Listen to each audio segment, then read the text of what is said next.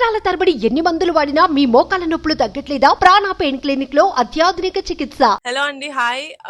మేము మా సినిమా ముందు కాకుండా సినిమా సక్సెస్ అయిన తర్వాత ఎలా నడుస్తుందని చూడడానికి ఈ సక్సెస్ స్టోర్ ప్లాన్ చేసుకున్నాము. దాంట్లో భాగంగా ఇలా నంద్యాలలో సంగీత్ థియేటర్ కి రావడం it's very happy.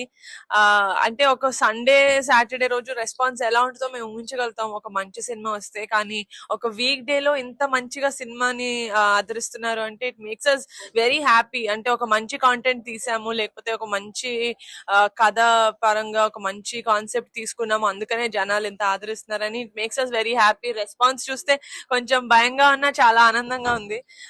Thank you so much media వాళ్ళందరికీ వచ్చినందుకు ఇది కవర్ చేయడానికి. అండ్ మళ్ళీ నెక్స్ట్ సినిమా సక్సెస్ స్టోర్ లో కలుద్దాం.